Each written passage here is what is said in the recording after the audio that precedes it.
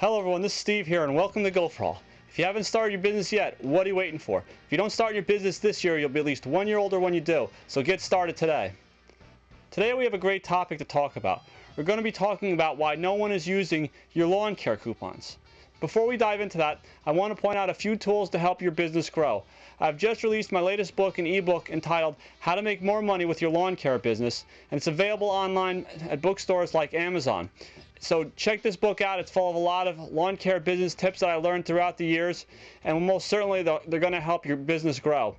So also, if you have an Android phone, visit the Android store and search for the GopherHaul Lawn Care Estimators.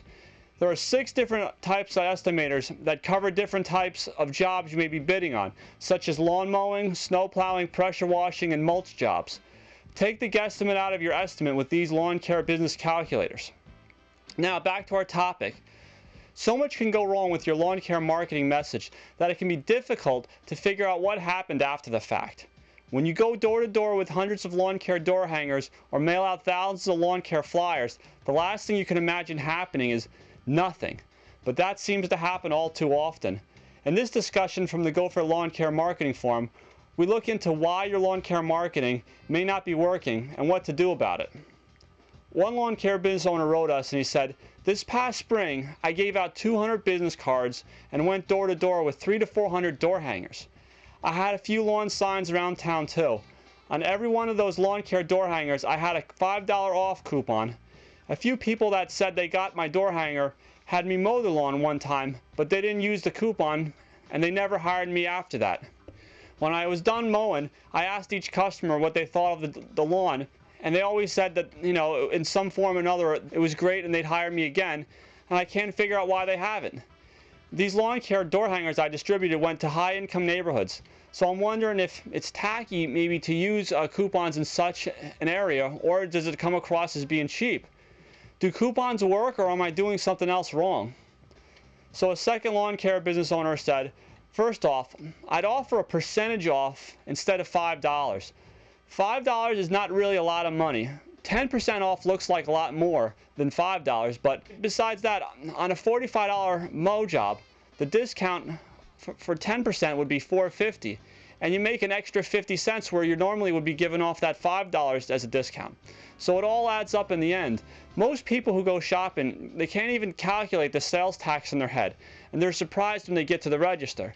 So most of them won't figure out your total discount either, but they think it's a better offer. Secondly, don't offer or promote one-time mows if that's what you're doing. If a customer knows they can't hire you for just one cut, they'll either cough up the money to at least hire you for X amount of times, or they can mow the lawn themselves. The way you make money in this business is with repeat customers and being able to set up weekly mowing. The very minimum you should be hired for is 4 cuts. I do not perform one-time mows ever. Having your mowing minimum set to at least 1 month keeps you there for 4 consecutive weeks, and you don't risk damaging your mower on overgrown grass.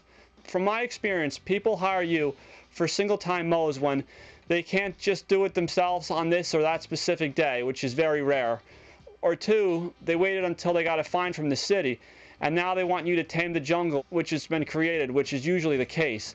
Or 3, they're cheap and they'll eventually stress you out by arguing with you about how you should be able to do even more work for their low pay. A third lawn care business owner said, "I think if I were in your situation, I'd create a survey sheet. Keep it short and sweet.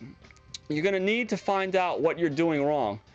I would write an opening statement saying something like, 'We appreciate the opportunity to provide lawn care services to you.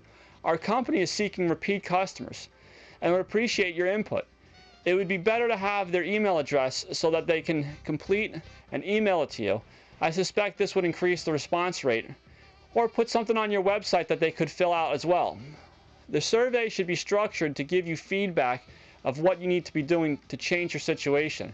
You might want to ask questions like, 'Were you satisfied with the quality of our work? Did you find our pricing reasonable? Would you be interested in a no-obligation quote for fertilizing your lawn? We're looking to grow our services and have found the best way to do this is with customer feedback. Are there additional services you would suggest we offer, such as pressure washing, moss removal from walkways and tree trimming, etc.? People make assumptions and sometimes expect us to read their minds, and it could very well be that these new customers expected you to take $5 off the first mow even though they did not present the coupon. And when you didn't, they decided not to pursue your services any further. This may sound silly, but we deal with some interesting clients that make far too many assumptions. You need to find the problem and you need to fix it. As you go through life, you'll find yourself dealing with new issues, and it's the same in business. I run into problems with customers' assumptions once in a while and have to change the way I operate to deal with it. This especially had been an issue for me with tree cutting, chipping, and excavation services. To deal with these problems, I now quote these jobs on a per-hour basis and tell the customers they can stop us at any time.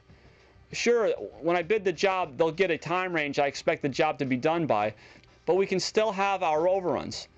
Billing by the hour cured a lot of assumption issues. Early on when I got my lawn care business started, I lost a few or barely broke even on a few of my first jobs, as the clients would assume that we would be performing this service or that service in addition to what we had quoted.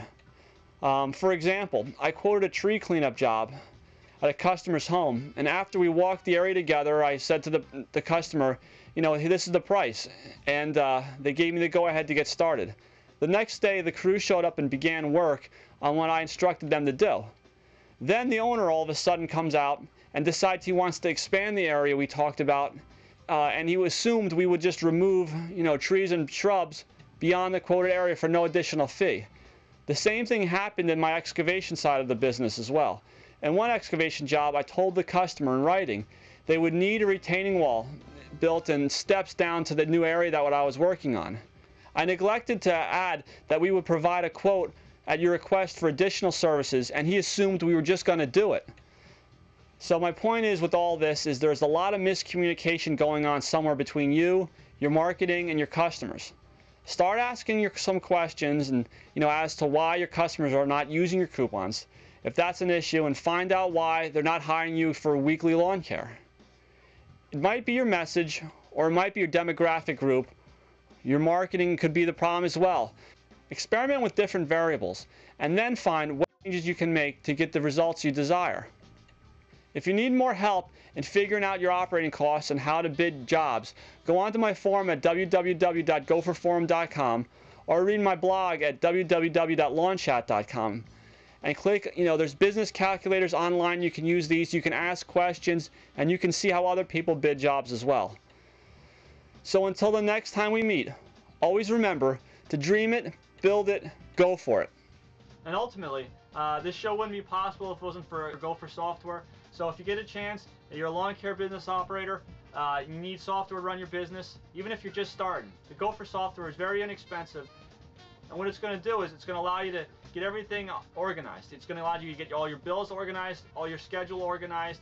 You're going to be able to print out daily worksheets. You're going to be able to print out invoices when you need them. It works with the Palm software. It also has a barcode reader so you can scan in when jobs are completed or if invoices are paid. And one of the biggest mistakes you see a lot of lawn care businesses make is that they don't keep track of how much people owe them, they don't get their invoices out on time, or they mess up their schedules.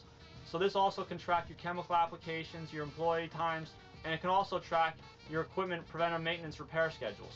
So if you get a chance, get on gophersoftware.com, download the free trial version, try it out for 30 days, and until the next time we see you, always remember to dream it, build it, go for it.